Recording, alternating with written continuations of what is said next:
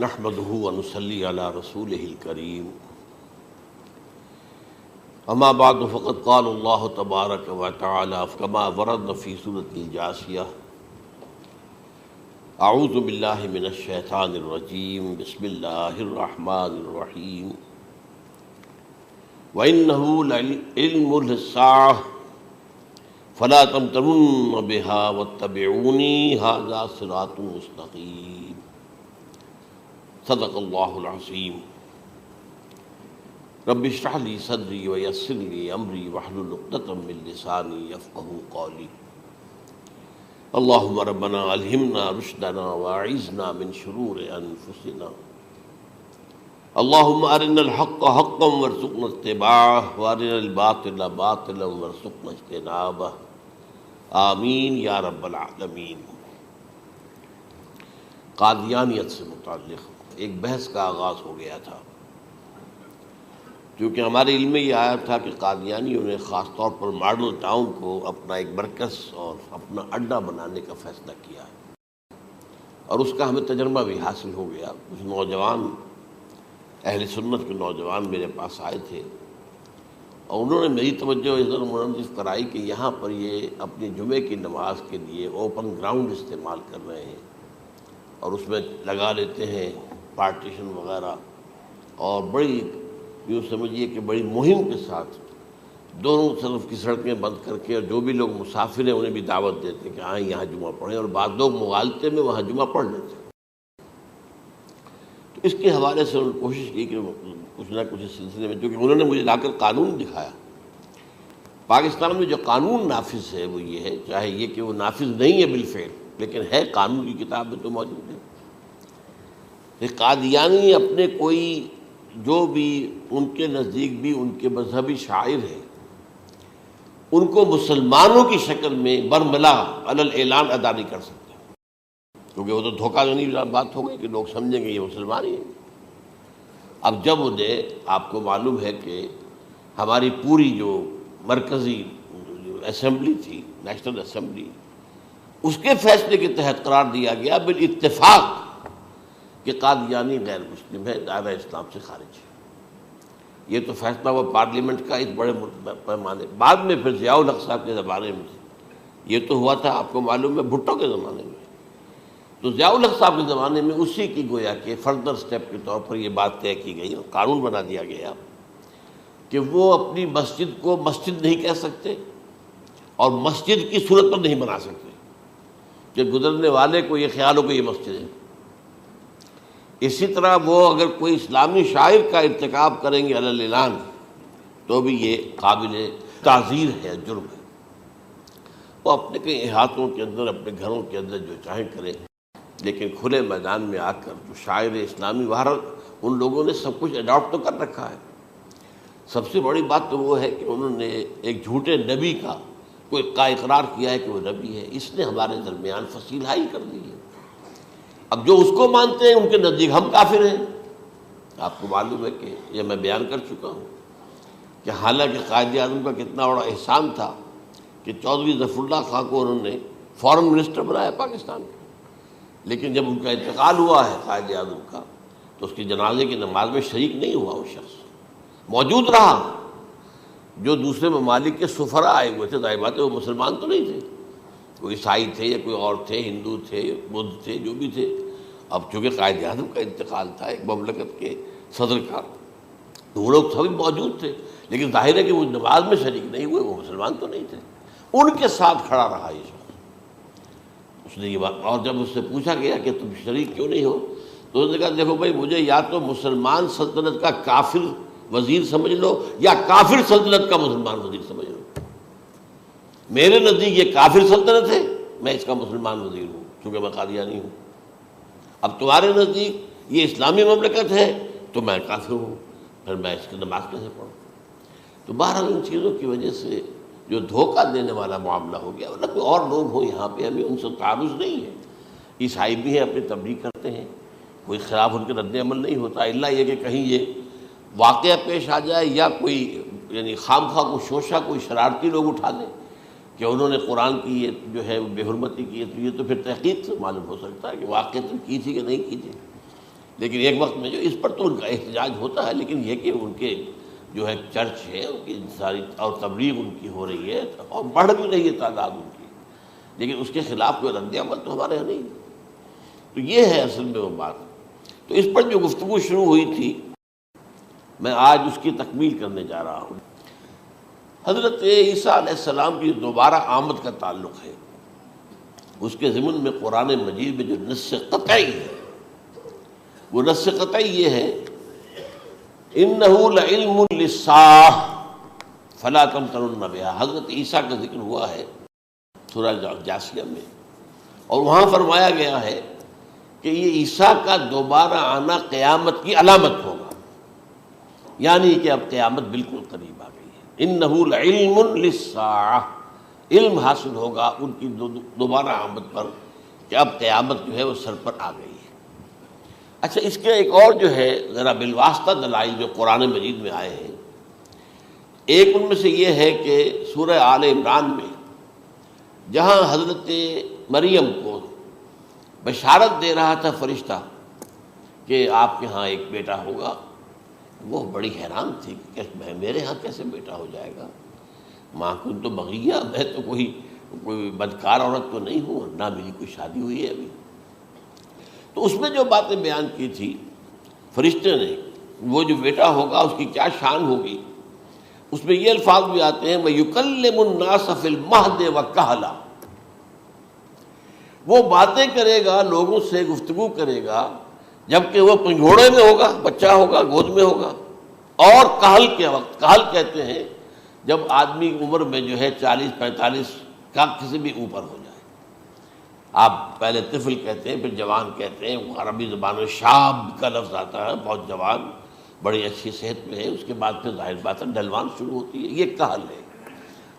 جب بڑھاپے کے آثار شروع ہوتے ہیں، بال سفید ہونے شروع ہوتے ہیں، تو یہ کہل، قبول۔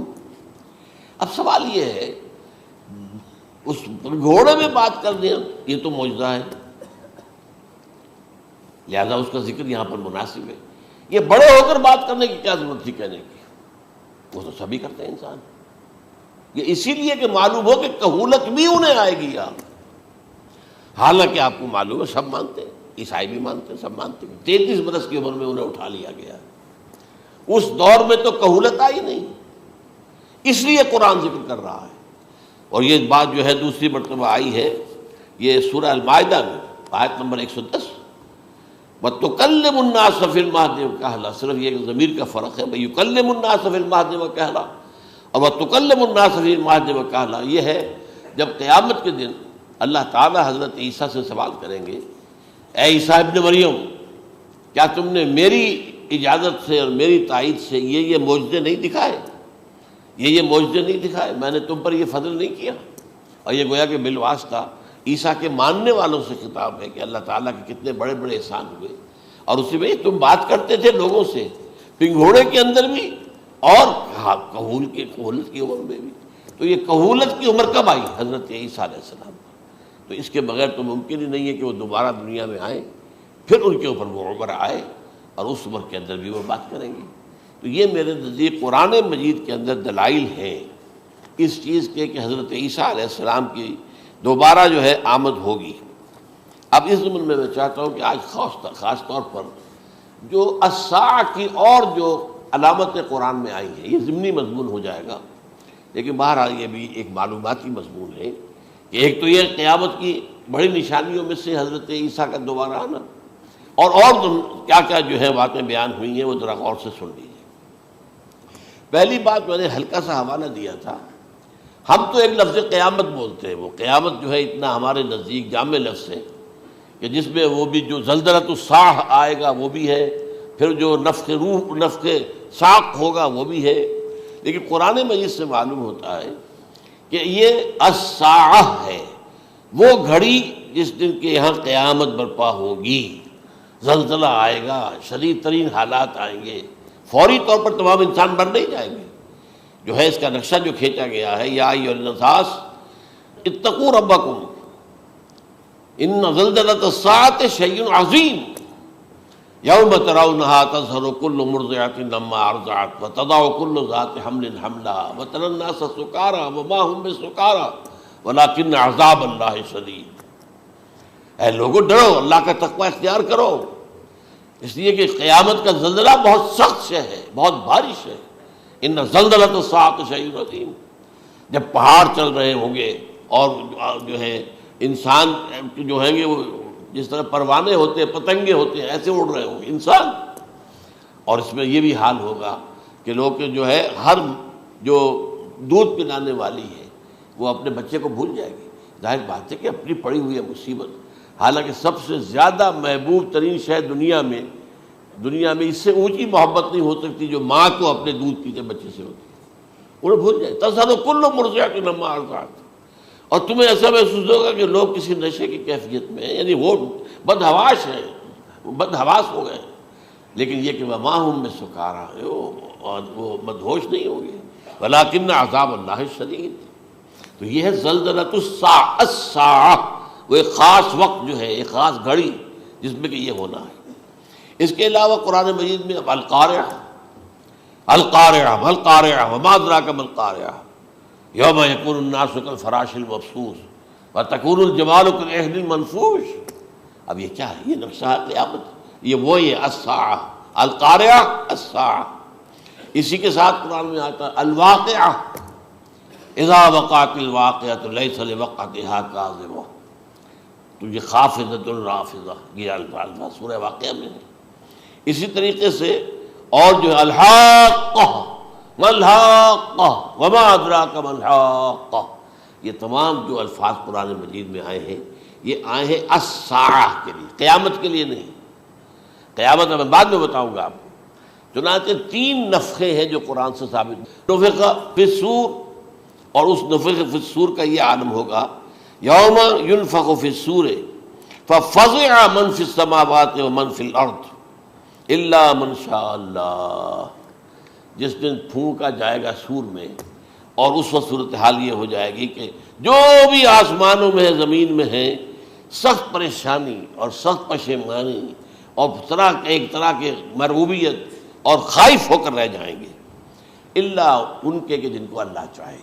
اس کے کوئی ملائکہ مقربین ہوں گے. من فی السماوات فی الارض ہے، اس کے ساتھ ہی یہ کہہ دیا گیا ہے. لیکن یہ باقی پورے لوگوں کے اوپر، پوری مخلوقات کے اوپر ایک جو ہے گھبراہٹ کی کیفیت طاری ہو جائے گی. تو یہ ہے پہلا فضا. دوسرا فضا کیا ہے؟ فضا صعق. صعق کہتے ہیں آدمی کا بے ہوش ہو جانا. یہ دوسری مرتبہ جب سور پھونکا جائے گا وَنُفِخَ فِي الصُّورِ فَصَعِقَ مَن فِي السَّمَاوَاتِ وَمَن فِي الْأَرْضِ إِلَّا مَا شَاءَ اللَّهُ. یہ ہے کہ اس کے بعد وہ سب کے اوپر موت طاری ہو جائے گی. یہ دوسرے سور پھونکے جانے کے بعد ہے. پھر ثُمَّ نُفِخَ فِيهِ أُخْرَى، پھر ایک مرتبہ اور پھونک ماری جائے گی. یہ تیسرا ہو رہا ہے. فَإِذَا هُمْ قِيَامٌ يَنظُرُونَ. تو اچانک سب کے سب کھڑے ہوں گے اللہ کی طرف دیکھتے ہوئے. اب یہ جو ہے یہ ہے یوم القیامہ. قام یقوم قیامتاً، کھڑا ہونا. کیونکہ اس دن یوم یقوم الناس لرب العالمین، جس دن کے تمام انسان جو ہے کھڑے ہو جائیں گے اپنے رب کے حضور میں، جس کا نقشہ کھینچا گیا ہے اذا دکت الارض دکا دکا وجاء ربک والملک صفا صفا. تو یہ سب کے سب انسان بھی جو ہے موجود ہوں گے، فرشتے صفے باندھے ہوئے ہوں گے، اور اللہ تعالیٰ جو ہے اپنے خاص عرش کے ساتھ یحمل عرشہ ثمانیہ، 8 فرشتے اس عرش کو اٹھائے ہوئے ہوں گے جبکہ یہ آسمان پھٹے گا اور اس روئے ارضی پر اللہ تعالیٰ کا نزول ہوگا. یہ جو ہے ہمارا یوم القیامہ یہاں ہے. یوم القیامہ ہی میں جو فیصلے ہونے یہاں ہونے. قصہ زمین، برسر زمین، جو نیکیاں تم نے یہاں کمائی ہیں یا جو بدیاں تم نے یہاں جن کا ارتکاب کیا کا فیصلہ یہاں ہوگا. اس کے بعد واللہ عالم کچھ اور بھی چیزیں ہیں، لیکن یہ کہ وہ سب عام طور پر لوگوں کے علم میں نہیں ہے. میں نہیں چاہتا کہ خام خواہ کسی نئی بات سے کوئی جو ہے ذہنوں کے اندر کوئی ایک تشکیک پیدا ہو جائے، شبہات پیدا ہو جائے. لیکن یہ چیزیں جو میں نے آپ سرچ کی از قرآن ثابت ہے. اسی زمین پر اترنا ہے. وجاء ربک والملک صفا صفا، یہ سب کے سب آئیں گے، اور ملائکہ، اور اس کے علاوہ جو ہے دوسرے مقامات پر جس کا نقشہ کھینچا گیا ہے سورۃ الحاقہ کے اندر ہے. اللہ کا عرش جو ہے 8 فرشتے اٹھائے ہوئے نیچے اتریں گے. تو یہ تمام چیزیں قرآن مجید میں مذکور ہیں. اور یوم القیامہ یہی ہوگا، لیکن وہ ہے یوم القیامہ، ہم قیامت کہتے ہیں اس کو جس کو قرآن کہتا ہے الساعہ، الزلزلہ، الحاقہ، القارعہ، الواقعہ۔ یہ ہے در حقیقت جو پہلا معاملہ ہے کہ اس کے اندر جو ہے فضا ہو جائے۔ اب دیکھیے جو علامات قیامت احادیث میں آئی ہیں وہ میں آج آپ کو سنا رہا ہوں۔ ان کو دو حصوں میں تقسیم کیا جاتا ہے، علامات صغریٰ، علامات کبریٰ۔ چھوٹی نشانیاں جو درجہ بدرجہ درجہ بدرجہ درجہ بدرجہ حاضر سامنے آئیں گے۔ ایک ہے بالکل قیامت سے متصل قبل بڑے جو خرق عادت واقعات ہوں گے وہ آئیں گے۔ اچھا، پہلی چیز کے سلسلے میں حضرت انس رضی اللہ تعالیٰ عنہ سے یہ مروی ہے اور یہ حدیث متفق علیہ ہے۔ پہلی علامت حضور نے بیان کی قیامت کی علامات میں سے، اب میں لفظ قیامت اسی معنی میں بول رہا ہوں جس میں کہ ہم عام طور پر بولتے ہیں۔ آپ نے فرمایا علم اٹھا لیا جائے گا، جہالت کا دورہ ہوگا۔ اب یہ کون سا علم اٹھایا جائے گا؟ سائنس کا علم نہیں، دین کا علم۔ آج تو ساری قدر و قیمت جو ہے جس کے لیے دوڑتے ہیں لوگ، لاکھوں روپے کی فیسیں دے کر، ایم بی اے ہو رہے ہیں، یہ جو ہے اکاؤنٹنسی کا پاس کر رہے ہیں، یہ سی اے کر لیا ہے، یہ کوئی اور جو ہے فزکس میں، کوئی کیمسٹری میں ڈاکٹریٹ کر لی ہے، ڈاکٹر بن گیا تو کیا ہی کہیں۔ اس لیے کہ بڑی چیز جو پاکستان سے ایکسپورٹ ہوتی ہے وہ ڈاکٹر ہیں۔ جو اتنے بڑے پیمانے پر جو کالج کھلے ہوئے، 3 لاکھ روپے ایک سال کی فیس، 5 لاکھ روپے ایک سال کی فیس، یہ کیوں لیتے ہیں اور کیوں لوگ دیتے ہیں؟ کہ موقع مل جاتا ہے ایم بی بی ایس کر کے۔ امریکہ کے اندر بھی ڈیمانڈ ہے، ان کے ہاں ڈاکٹر جو ہیں جتنے ہونے چاہیے نہیں ہے، لہذا اور بھی بہت سی جگہوں پر ڈیمانڈ ہے۔ تو جس چیز کی مارکیٹ میں ڈیمانڈ ہے وہ علم ہے۔ آج علم کمپیوٹر کا علم ہے یہ، حالانکہ ان میں سے کسی کے اوپر لفظ علم کا اطلاق میرے نزدیک غلط ہے، جہالت ہے۔ علم وہ ہے جو ذہن کو جلا دے، جو سوچ کو جلا دے، روشنی پیدا کرے، دماغی روشنی، وسعت دے، انسان کے فکر کو وسعت دے، اس کے ذہنی جو ہے جو افق ہے اس کو وسیع کرے۔ علم تو وہ ہے جو حقیقت کے کیا علم بھی اس سے عطا فرمائے۔ قرآن ہے، حدیث ہے، باقی اور چیزیں جو اس سلسلے میں آ سکتی ہیں وہ ہے کہ جو قرآن اور حدیث کی سمجھنے میں مومن ہوں اور زیادہ جو ہے اس کے تک فہم کو آسان کر دیں۔ لیکن یہ کہ فرمایا علم اٹھا لیا جائے گا، جہالت کو فروغ ہوگا۔ ظاہر بات ہے ایک ہی بات ہوئی ہے۔ دوسرے نمبر پہ یہ کہ جہالت کو فروغ ہوگا۔ نمبر 3 زنا کثرت سے ہوگا۔ نمبر 4 شراب نوشی عام ہو جائے گی۔ نمبر 5 عورتوں کی تعداد بہت زیادہ ہو جائے گی، مردوں کی تعداد کم ہو جائے گی، یہاں تک کہ 50 عورتوں کا خیر خبر کرنے والا، کوئی نگرانی کرنے والا، وہ ایک مرد۔ اچھا، یہ تو ہے ایک حدیث جو میں نے آپ کو بیان کر دی، متفق علیہ، یہ بخاری اور مسلم دونوں میں ہے۔ دوسری حدیث بخاری کی ہے، اس کو حضرت ابو ہریرہ رضی اللہ تعالیٰ عنہ نے روایت فرمایا ہے، قیامت آئے گی جب امانت ضائع ہو جائے گی۔ آج ہمارے ہاں امانت کے ضائع ہونے کا جو نقشہ ہے شاید پوری دنیا میں کہیں اور نہیں۔ جس طرح کے غبن یہاں ہوتے ہیں، جس طرح کک بیکس جو ہے وہ لیے جاتے ہیں، اس غریب یعنی قوم غریب ہے لیکن یہاں وہ امیر بہت بڑے بڑے لوگ ہیں، وہ تو دنیا بھر کے ٹاپ کے امیروں کے اندر اس کا شمار ہو جائے گا۔ لیکن یہ کہ یہ سب امیر کیسے بنے؟ غبن بلین آف ڈالرز کا، اب تو اس سے کم کی تو بات ہی نہیں ہوتی۔ فلاں نے اتنے بلین جو ہے پیسے اپنا جو ہے قرضہ معاف کرا لیا۔ بھائی کس نے کون کرتا ہے معاف؟ یہ کسی کے باپ کی جاگیر ہے؟ یہ پیسہ بینک کے اندر حکومت کا ہے کہ حکومت کو اختیار ہو گیا وہ رائٹ آف کر دے ان کے جو ہے ان کی جائیدادیں کرو ضبط۔ لیکن ہوتا کیا ہے، بینک آفیسر بے ایمان ہے، وہ کہتا تھا 1 کروڑ کا قرضہ لے جاؤ، 10 لاکھ مجھے دے جاؤ، چاہے تم میرے پاس کوئی ڈاکومنٹ جو ہے ایسے نہیں دے سکتے، حالانکہ ہونا چاہیے کہ اتنا بڑا قرضہ لے رہے ہو تو ڈاکومنٹس یہاں پر ہمارے سامنے لاؤ کہ اگر تم نہ دے سکو تو ہم ان ڈاکومنٹس کے ذریعے سے تمہاری جائیداد، تمہاری کوئی جاگیر، تمہاری کوئی اور چیز اس کو قبضہ کریں۔ جب وہ وقت آتا دیکھتے تو یہ ڈاکومنٹس ہی پھینک ہیں، اللہ خرچ کیا کرے گا کوئی؟ بینک کا باپ بھی واپس نہیں لے سکتا. اور یہ سب کس کی بے ایمانی ہے؟ وہ جو بیٹھا ہوا بینک مینیجر، سارا سودا اس کے ماں باپ ہوتا ہے کہ 1 کروڑ ہے نا، 10 لاکھ مجھے جو 90 تم لے جاؤ. باقی یہ کہ ٹھیک ہے میں تمہارے جو ڈاکومنٹس تم پیش کر رہے اس میں کوئی اعتراض نہیں کرتا، بس جاؤ. اور نمبر 2، حکومت نااہلوں کے سپرد ہو جائے گی. یہ ہے امام بخاری کی روایت کردہ روایت جو حضرت ابو ہریرہ سے. مسلم شریف میں ابو ہریرہ رضی اللہ تعالیٰ عنہ سے ایک اور روایت ہے، مال عام ہو جائے گا یہاں تک کہ زکوٰۃ قبول کرنے والا کوئی نہ ہوگا. یہ بات وہ ہے جو آج سعودی عرب اور UAE کے اندر آپ کثرت سے دیکھ سکتے ہیں. دولت جو ہے وہ ریل پیل. ابھی تھوڑا سا آیا ہے معاملہ خاص طور پر دبئی میں، کیونکہ وہاں بہت زیادہ کنسٹرکشن ہو رہی تھی، تو پوری دنیا میں آپ کو معلوم ہے کہ جو ریئل اسٹیٹ کہلاتا ہے اس کا حال بہت پتلا ہے، لیکن وہاں کے دولت ریل پیل ہے ہر جگہ پر. اور سب سے اہم متفق علیہ روایت. متفق علیہ کیا؟ وہ تو حضرت عمر سے بھی مروی ہے، ابن عمر سے بھی مروی ہے، ابن عباس سے بھی مروی ہے، ابو ہریرہ سے بھی مروی ہے، عبداللہ ابن مسعود سے بھی مروی ہے رضی اللہ تعالیٰ عنہ اجمعین. اور یہ وہ حدیث ہے جسے کہا جائے حدیث جبرائیل، جسے ام السنہ بھی کہا گیا. اس میں جو آخری سوال کیا حضرت جبرائیل نے حضور سے، چوتھا، پہلا یہ تھا کہ اسلام کیا ہے مجھے بتائیے، ایمان کیا ہے، اس کی حقیقت کیا ہے یہ مجھے بتائیے، تیسرا احسان کیا ہے یہ بتائیے، چوتھا یہ کہ قیامت کے بارے میں بتائیے کب ہوگی.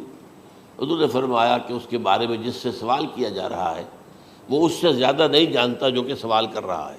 اب اس کے کئی مفہوم ہو سکتے ہیں کہ بہرحال یا تو حضرت، چونکہ بعد میں معلوم ہوا کہ حضور نے پہچانا نہیں کہ یہ جبرائیل ہے، بلکہ جب سوال جواب ہو کر وہ چلا گیا شخص تو اچانک حضور کے ساتھ ذرا ردو ہو ہی لیا، ذرا بلانا اس کو دوبارہ لانا.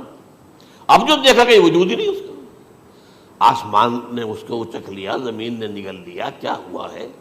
پھر آپ نے یہ جبرائیل تھے جو تمہیں تمہارا دین سکھانے آئے تھے جبکہ تم سوال نہیں کر رہے ہو. یہ بڑے بیسک کوسچن تھے، اس لیے کہ دنیا کے ہمارا نظام اسلام پر ہے، ایمان پر نہیں ہے. اس لیے کہ ایمان کو ویریفائی کر ہی نہیں سکتے. کیسے پتا ہوگا اس میں ایمان ہے یا نہیں ہے؟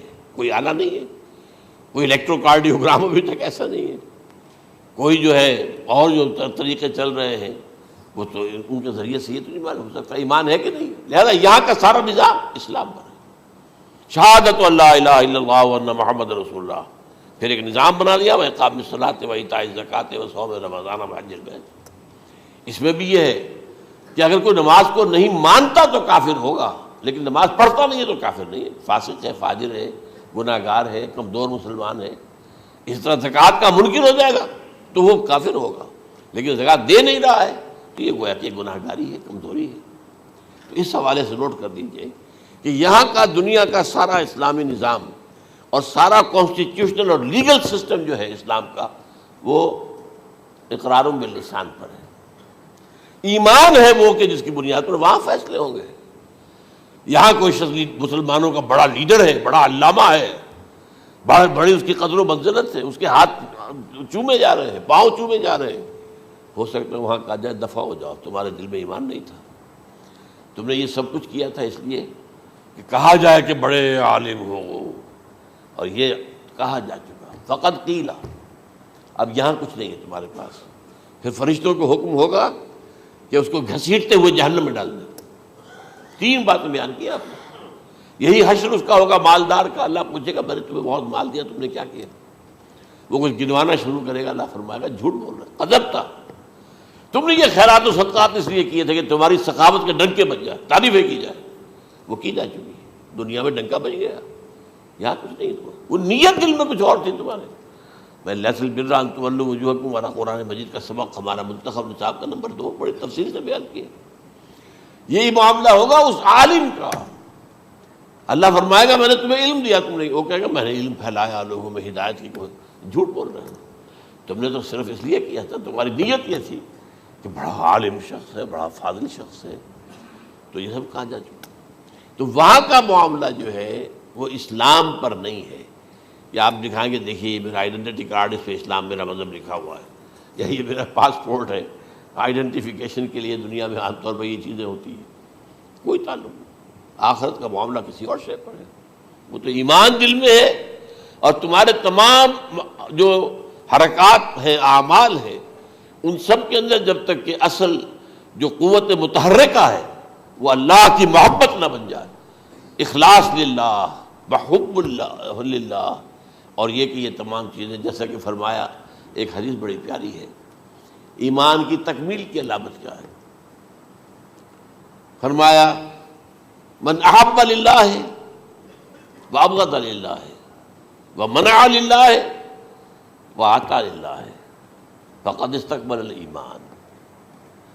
جس شخص کے نے محبت جس سے بھی کی، اللہ کے لیے کی، اپنے مفادات کے لیے نہیں، رشتہ داری کی بنیاد پر نہیں، محبت اوپر ہو جائے، رشتہ دار کا حق ہے دو، بیوی کے حقوق ہیں دو، لیکن محبت یہ اللہ کے لیے ہو کہ فلاں شخص سے مجھے محبت اللہ کے لیے، اور اگر نفرت رکھی تو اللہ کی وجہ سے رکھی، اس لیے رکھی کہ وہ اللہ کے دین سے دور ہے، وہ اللہ کے راستے پر نہیں آ رہا ہے، وہ فسق و فجور کی جو ہے زندگی کو آ رہا۔ اس میں بھی یہ ہے کہ یہ نہیں ہے تعلق قطع کر لو، تعلق قطع کرو گے تو تبلیغ اور اصلاح کا موقع کہاں رہے گا، لیکن دلی محبت نہیں ہوگی اس سے۔ تو اگر محبت ہے تو اللہ کے لیے، اور نفرت ہے تو اللہ کے لیے، اور کسی کو کچھ دیا ہے تو اس لیے کہ اللہ کا حکم ہے کہ دوں، اور کسی سے کچھ روکا ہے تو اس لیے کہ اللہ کا حکم ہے کہ روکوں، اس کو نہیں دینا ہے۔ فقد استکمل الایمان، تو اس شخص نے ایمان کی تکمیل کر لی۔ یہ ہے اصل جو ڈیسائیڈنگ فیکٹر ہے، وہ یہ ہے۔ اور اس ایمان کی پہلی علامت کیا ہے؟ کیسے معلوم ہو میرے اندر ایمان ہے؟ پہلی علامت سب سے کم تر درجے کا ایمان، اس میں فرمایا گیا اذا اساءت کا سیئۃ وحسنت کا حسنۃ فانت مومن، اگر کوئی اچھا کام کر کے خوشی ہو اور کوئی برا کام ہو جائے تو ملامت ہو، یہ کیا کر بیٹھا، یہ میں نے کیا کیا ہے، یہ مجھے نہیں کرنا چاہیے تھا، یہ اگر احساس ہے نیکی اور بدی کا تو تمہارے اندر ایمان ہے۔ یہ ایمان ہے ادنا درجے، اور وہ ایمان من احب للہ وابغض للہ واعطى للہ ومنع للہ فقد استکمل الایمان۔ اچھا، یہ جو متفق علیہ حدیث ہے جو حضرت جبرائیل کی ہے، اس میں پھر انہوں نے کہا کہ اچھا اگر آپ مجھے یہ کب ہوگی قیامت نہیں بتا سکتے تو اس کی کچھ علامتیں بتائیے۔ یہ بڑی عظیم تھا، کیونکہ یہ تو تمام احادیث کے اندر میں نے عرض کیا نا کہ سب سے زیادہ صحابہ سے منقول ہے، اور آپ نے فرمایا کہ جب لونڈی اپنی مالکہ کو جنے گی اور تم دیکھو گے کہ ننگے بدن ننگے پیر بھوکے ننگے بھیڑوں اور بکریوں کو چرانے والے اونچی سے اونچی عمارتیں بنانے میں ایک دوسرے کا مقابلہ کریں گے۔ اذا تلد الامۃ ربتها، کیا بات ہے، یہ خاص الفاظ کیوں کہے گئے؟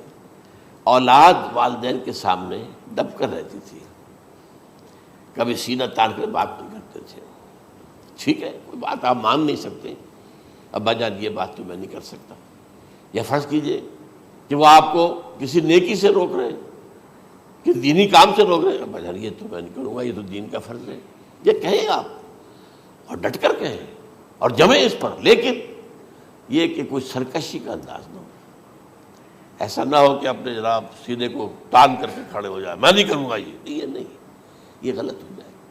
اچھا، اولاد میں بیٹی جو ہوتی تھی وہ زیادہ سبارڈینیٹ، سبمسیو، بات ماننے والی، کہیں بھی سر اونچا نہ کرنے والی، اور آخری دور میں کیا ہوگا، بیٹیوں سے مائیں ڈریں گی، انہیں ٹوک نہیں سکتی کسی بات پر، پتہ نہیں کیا بک دے گی، کیا بکواس کر دے گی۔ یہ تو ہمارے ہاں ہو گیا ہے، باہر کیا ہے وہ تو آپ یہ بھی نہیں پوچھ سکتے، آپ کی 13 برس کی لڑکی آئی ہے رات کو 1 بجے، نہیں پوچھ سکتے کہاں رہی ہو، یہ رات کہاں گزاری، پوچھ ہی نہیں سکتے، یہ پوچھنا بھی جرم ہے۔ اپنے چھوٹے بچے کو آپ نے ایک تھپڑ مار دیا، تہذیب ہے، سکھانا ہے، غلط کام کیا ہے، اس کی سرزنش ہو رہی ہے، فوراً وہ اگر ایک فون کر دے گا پولیس آئے گی، بچے کو لے جائے گی، اسے لا کر کہیں اور جو ہے ڈپازٹ کرے گی، اور آپ پر مقدمہ چلے گا، آپ کو اس کی سزا بھگتنی ہوگی۔ ظاہر بات ہے کہ پھر وہاں سرکشی کا کیا عالم ہوگا، پھر اولاد کہاں سر جھکائے گی، کس درجے میں جھکائے گی، اس کی تربیت عثمانی میں ہوئی نہیں، تو ان تلد الامۃ ربتہا، گویا کہ بیٹی کے نزدیک ماں جو ہے وہ ایسی ہو جائے گی جیسے لونڈی، گویا کہ لونڈی نے ایک اپنی مالکہ کو جنم دیا ہے، بیٹی مالکہ بن جائے گی اور ماں جو ہے لونڈی بن جائے گی، اور دولت کی ریل پیل کا ابھرتا دکان، یہ جو بھوکے ننگے اور مفلس، کیا حال تھا 100 برس پہلے، انہیں کھانے کو کچھ نہیں ملتا تھا، یہ مشرقی ساحل پر تھے، یہ سوائے یہ کہ مچھلیاں پکڑ لی اللہ خیر اللہ وہ کھا لی، یا کہیں ان کو بیچ دیا، کوئی بنڈی لگ گئی، بنڈی لگ جاتی تھی وہاں، اور کیا تھا۔ اور مغربی ساحل پہ کیا ہوتا تھا، ساری ان کی معیشت حج کے گرد گھومتی تھی، حاجی آئے ہیں خریداریاں کر رہے ہیں، اور آپ کو معلوم ہے پوری دنیا سے مال پہلے بھی پہنچتا تھا وہاں، آپ کو جو ہے ہر ملک کے ہر کونے کا پھل وہاں مل جائے گا آج بھی۔ اور وہاں پر یہ ہے کہ سب سے بڑی بدوؤں کے لیے سب سے بڑی بات کیا تھی، قربانی کا گوشت، اسے وہ سکھاتے تھے، سخت چمڑے کر کے کھاتے تھے، یہ ان کا حل تھا۔ آج جا کر دیکھیے نئے شہر بن رہے ہیں، امریکنز کو کانٹریکٹ دیے جا رہے ہیں، بالکل ماڈرن شہر بنا دو، ایک ایبسلیوٹلی ماڈرن شہر جو ہے وہ جو مشرقی ساحل کے اوپر جو پہلے سے آرام کو سٹی ہے، امریکن سٹی ہو، اس کے اندر کوئی سعودی بھی داخل نہیں ہو سکتا سوائے جس کے پاس اس سٹی کی طرف سے لائسنس نہ ہو، اور اس کی چار دیواری کے اندر، چار دیواری کیا فصیل کے اندر کہی ہے، جو چاہو کرو، کوئی تم پر پابندی نہیں، ننگے نہاؤ، تالاب ہے نہا رہے، ننگی عورتیں ننگی مردیں نہا رہے، کوئی پوچھنے والا نہیں۔ اب اسی قسم کا ایک سٹی آباد ہونا جا رہا ہے مغربی ساحل پر، جدہ اور ینبوع کے درمیان، اور اس میں اصل میں جتنی بھی دولت ہے جو پیٹرول کی ہے وہ وہیں پر رکھ لی جاتی ہے امریکہ کے اندر، تاکہ امریکہ جو ہے ایسے ایسے پروجیکٹ بنا کر جب تمہیں دے گا تو اس میں سے پیسے دے گا، وہ نہیں ملتی ان کو واپس۔ بہرحال یہ تو میں نے ایک جگہ آپ سے ذکر بھی کیا تھا، دی کنفیشنز آف این اکنامک ہٹ مین، وہ کنفیشنز کی بات جو ہے اگر آپ میں سے کسی کو دلچسپی ہو تو اسے پڑھیں، کہ کس طریقے سے 1973 کے آئل امبارگو کے بعد جو شاہ فیصل شہید کے زمانے میں ہوا تھا، پھر جس طریقے سے امریکہ نے ان تمام ممالک کو جکڑ لیا ہے، اس کا پورا جو پروسیس کیا تھا وہ سامنے آتا ہے۔ بہرحال اس کے بعد آتا ہے علامات کبریٰ کا ذکر، بڑی علامتیں جو کہ بالکل خرق عادت کے انداز میں ہوگی، جن کا معاملہ جو ہے وہ آپ کے ناپ تول میں نہیں آ سکتا، آپ کی کیمسٹری فزکس اس کا جو ہے وہ نہیں کر سکتی، ادراک ہوگا یہ قیامت کی۔ ان میں نمبر 1 کیا ہے، ایک بہت بڑا دھواں آئے گا، پوری دنیا کو لپیٹے گا۔ نمبر 2 دجال کا ظہور ہوگا، جو اپنی خدائی کا دعویٰ لے کر آئے گا اور بنوائے گا، اس کے ہاتھ میں ہو جائیں گے، قبضے میں ہو جائیں گے سارے ذرائع پیداوار کے، اس کی طرف بھی پہلا قدم اٹھ چکا ہو، ٹرپس کے نام سے معاہدہ ہو چکا ہے، کوئی ملک اپنا بیج پیدا نہیں کر سکتا، یہ بیج ہم نے ڈیولپ کیے ہیں، ان کے ڈیولپمنٹ سے پہلے تم ایک ایکڑ سے کتنی گندم لیتے تھے، آج کتنی لے رہے ہو، کس بنا پر؟ جینیٹکس کا جو کام ہم نے کیا ہے اس کی بنا پر ہو رہا، ہاں تو ہمارا حق ہے، اس کی رائلٹی ہمارے پاس آنی چاہیے، لہذا صرف ان اداروں سے ملٹی نیشنل سے خریدا جائے گا بیج، اور بیج بھی وہ دیں گے وہ کہ جس سے جو فصل اگے گی وہ بیج نہیں لا سکتے، وہ بیج کا کام نہیں کر سکتے۔ جیسے آپ کو معلوم ہے کہ آپ کے ہاں جو گوشت کھایا جاتا ہے مرغے کا، تو مرغا وہ جو ہے اس میں مرغا ہو یا مرغی ہو، اس کے اندر کوئی وہ کیفیت ہی نہیں ہے، ان کے انڈے جو ہے ان سے آپ بچے حاصل نہیں کر سکتے، ہے تو انڈا، دیکھنے کو تو انڈا ہے لیکن وہ بنڈا جو ہے اس سے بچہ تو نہیں حاصل کر سکتے۔ ایسے ہی وہ گندم کا بیج دیں گے، نظر آئے گی گندم، لیکن اس کے اندر وہ صلاحیت نہیں ہے کہ اس سے جو فصل اگے گی اس کا نتیجہ جو ہے وہ بھی آپ لے سکیں، یہ ہونا ہے، اللہ جانے، قدم اٹھ رہے ہیں ادھر۔ پھر یہ ہے کہ دابۃ الارض، زمین سے ایک حیوان نمودار ہوگا، زمین شق ہوگی۔ ابھی میں کہہ رہا ہوں خرق عادت ہے، یہ چیزیں وہ نہیں ہیں جو ہماری کسی حساب کتاب میں جو باتیں پہلے آئی ہیں وہ تو حساب کتاب میں آ رہی ہیں، ساری سمجھ میں آ رہی ہیں، ساری چیزیں مشاہدہ ان کا ہو رہا ہے، لیکن یہ ہے کہ دابۃ الارض، یہ کہتے ہیں کہ کوہ صفا، اس میں تو نہیں ہے حدیث میں، کوہ صفا پھٹے گا اور اس میں سے ایک حیوان دابہ وہ ظاہر ہوگا، تو اسی لیے فرمایا ہے وَإِذَا وَقَعَ الْقَوْلُ عَلَيْهِمْ أَخْرَجْنَا لَهُمْ دَابَّةً مِّنَ الْأَرْضِ تُكَلِّمُهُمْ، تو ہم اندر سے پیٹ کے چیر کر زمین کے پیٹ کو ایک حیوان کو برآمد کریں گے جو انسانوں سے بات کرے گا، گفتگو کرے گا۔ نمبر 4، طلوع الشمس من المغرب، یہ بھی خرق عادت، سورج تو طلوع ہوتا ہے مشرق سے، غروب ہوتا ہے مغرب میں، لیکن اس وقت معاملہ الٹا ہو جائے، یعنی جو کائنات کے اندر جو گڑبڑ ہوگی کچھ سمجھ میں بات آتی ہے کہ یہ معاملہ جو ہے یہ تو اس پورے سولر سسٹم کو اگر بدل دیتے ہیں تو مشرق مغرب ہو جانا، مغرب مشرق ہو جانا، یہ سمجھ میں آنے والی بات ہے۔ اس کے بعد ہے عیسیٰ ابن مریم کا نزول، جس کے بارے میں آج میں نے گفتگو کی ہے تفصیل سے۔ یہ نزول ہونا ہے، یہ علامات قیامت میں سے حضور نے بیان فرمایا ہے، اور قرآن مجید کی جو اصطلاحات ہیں اس کے حوالے سے میں نص قطعی جو ہے وہ میں آپ کے سامنے رکھ چکا ہوں۔ پھر یاجوج ماجوج کا ایک معاملہ ہے، یہ میں ابھی اس وقت زیادہ اس پر بات نہیں کر سکتا۔ حضرت عیسیٰ علیہ السلام کے نزول کے بعد 2 کام ہوں گے، یہودیوں کا قلع قمع ختم، تمام یہود، ایک کام تو یہ ہونا ہے، اور نمبر 2 عیسائیت کا ختم ہو جانا۔ عیسائیت کی نفی کر دیں گے، بھائی تم مجھے خدا کا بیٹا بنائے بیٹھے ہو، میں تم خدا کا بیٹا نہیں ہوں، میں تو اس کا بندہ ہوں، رسول ہوں، میں نے تم سے کب کہا تھا کہ مجھے خدا کا بیٹا بناؤ۔ نمبر 2 یہ کہ وہ خنزیر کو قتل کر دیں گے، یعنی یہ تم نے خنزیر کب سے کھانا شروع کر دیا، میں تو تم کو نکاح اجازت دے کر گیا تھا، یہ تو شریعت موسوی میں حرام تھا، اور میں کہہ کر گیا تھا کہ یہی شریعت تم پر لاگو رہے گی، ہاؤ کم تم نے کیسے یہ؟ آج بھی بہت سے رومن کیتھولکس جو ہے وہ سور نہیں کھاتے، وہ اس میں ہے ان کے اندر کچھ نہ کچھ بات جو ہے جو حضرت عیسیٰ کی تعلیمات کا کچھ اثر ان کے ہاں ہے۔ میں تو ایک مرتبہ، یہ 1971 کی بات ہے، 4-5 دن کے لیے برسلز میں رکا تھا، اس لیے کہ وہاں مجھے ایک صاحب نے خط لکھا تھا کہ وہاں ایک نوجوان ہے، ابھی اس ایمان لایا ہے، اور اس کے کچھ مسائل ہیں، ہم کوشش کر رہے ہیں ان کے مسائل حل کریں، آپ بھی جا رہے ہیں۔ میں انگلینڈ جا رہا تھا تو واپسی پر آپ ان کے ہاں چند دن ٹھہرے، میں حیران ہوا، ویسے اس نے مجھے اپنے گھر ٹھہرایا نہیں، اس لیے کہ ماں باپ تو اس کے کرسچن تھے، اور پولیس کا چیف آفیسر اس کا باپ تھا، چیف آف پولیس فورس۔ اس نے مجھ سے 1 دن کھانے پہ بلایا، میں ہوٹل میں ٹھہرایا مجھے، اس نے کہا آپ اطمینان سے یہاں کھانا کھائیں، اس گھر میں نہ آج تک کوئی شراب کی بوند آئی ہے اور نہ ہی کوئی بوٹی آئی ہے سور کی۔ رومن کیتھولکس، اب اکلوتا بیٹا تھا یہ، عبدالعزیز نے بعد میں نام رکھا، وان کینٹر اس کا نام تھا جو کہ اوریجنل تھا، پھر اس نے نام رکھا عبدالعزیز وان کینٹر، پرانا نام بھی بہرحال رکھا۔ نہایت خوبصورت، 28 سال کی عمر تھی، اور اس وقت میں نے دیکھا تھا کہ اس کی فقہی معلومات جو ہے میری معلومات سے 10 گنا زیادہ۔ اس کی وجہ کیا ہے؟ وہ گیا تھا موراکو میں ایز اے ٹیچر ملازمت کرنے، پیسہ کمانے، وہاں وہ مسلمانوں سے اس کا ہوا ربط ضبط ہوا، اسلام کی تعلیمات سامنے آئی، اسلام لے آیا، اب اکلوتا بیٹا ہے، اور ماں باپ جو ہے کرسچن کیتھولکس۔ جب وہاں سے واپس آیا تو پھر کہتے ہیں کہ ہمارے درمیان ایک معاہدہ ہے، وی آر لیونگ ٹوگیدر، لیکن یہ معاہدہ ہے ہم مذہب پہ بات نہیں کریں گے، بس باقی جو بھی ہے وہ ساتھ رہ رہے ہیں۔ لیکن میں حیران ہوا، مجھے معلوم نہیں تھا۔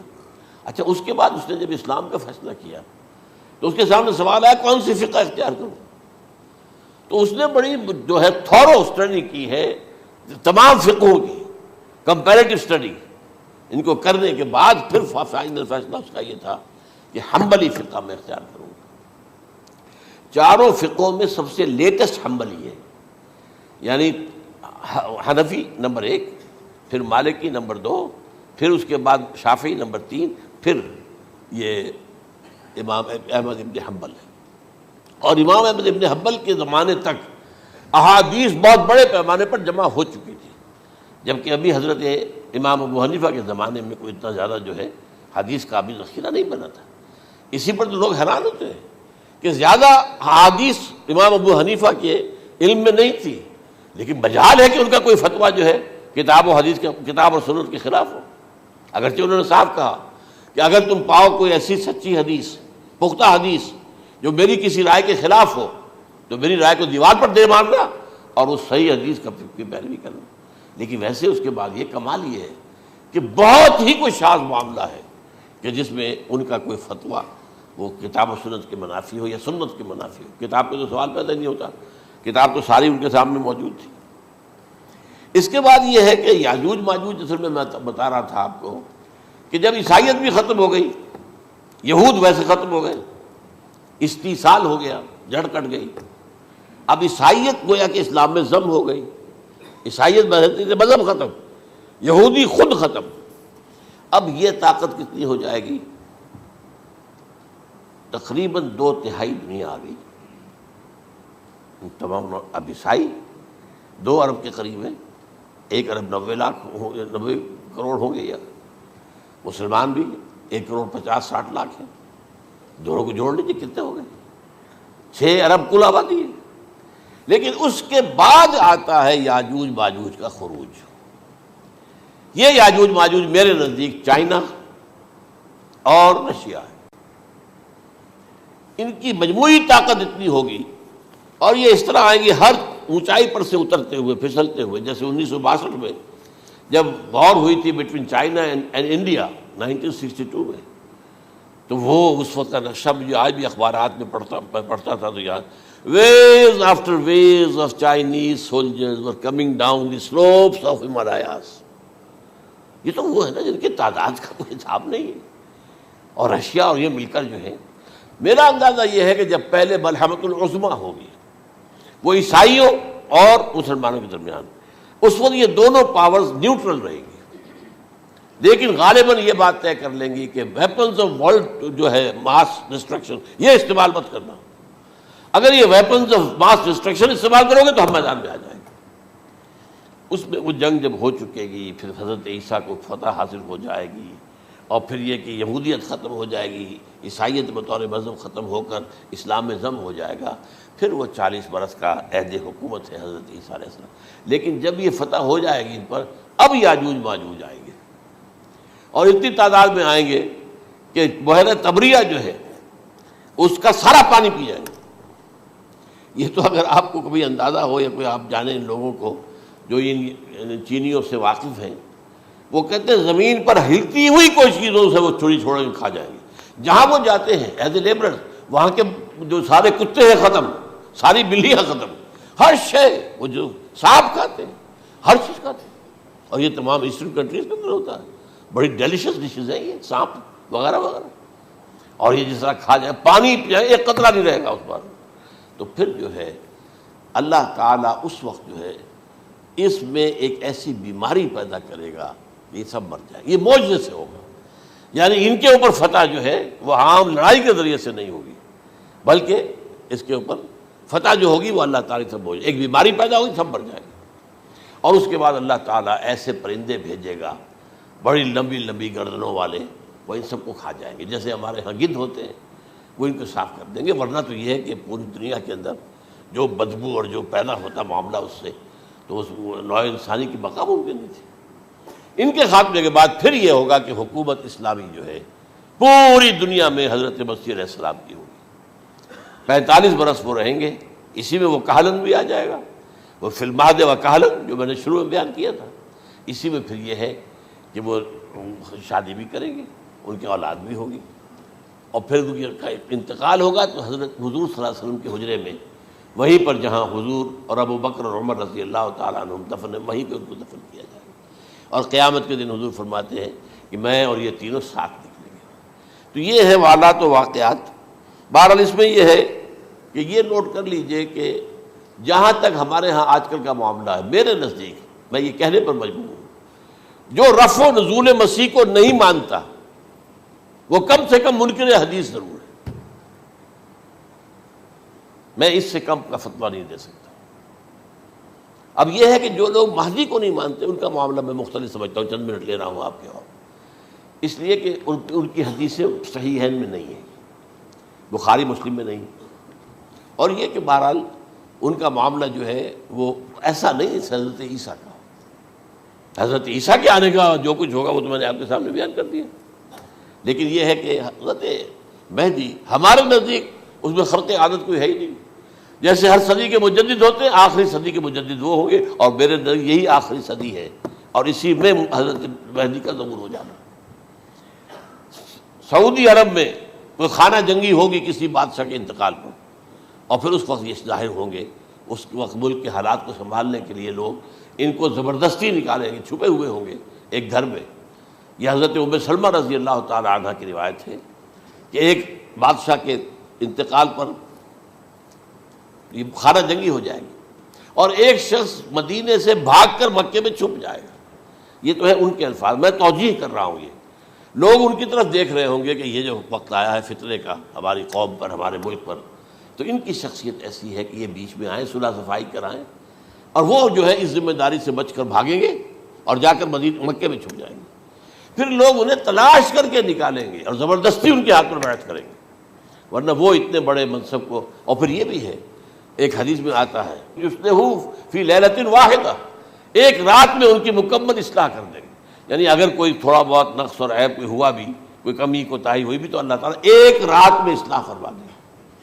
لیکن ہمارے نزدیک اس قدر کوئی خرق عادت ہے ہی نہیں۔ البتہ جو کہتے ہیں اہل تشیع، وہ خرق عادت ہے کہ ان کے 12ویں امام جو ہے وہ بچپن ہی کے اندر اس خوف سے کہ جو بنو عباس بادشاہ ہیں وہ ان کو قتل کر دیں گے، تو وہ ایک غار میں چھپا دیے گئے۔ اب وہ 1200 برس سے اس غار کے اندر چھپے ہوئے، اور اس کے بعد وہ ظاہر ہوگی، وہ امام مہدی ہوں گے۔ اس میں خرق عادت ہے، لیکن میں یہ کہتا ہوں کہ محض خرق عادت کی بنیاد پر ہم اس کی نفی نہیں کریں گے۔ کیوں؟ کیا ہم یہ نہیں مانتے کہ اصحاب کہف 300 برس تک سوئے رہے؟ یہ کیا عام بات ہے؟ حضرت عزیر علیہ السلام، اللہ نے انہیں موت دی، موت، اور 100 برس کے بعد زندہ کر کے اٹھا لیا۔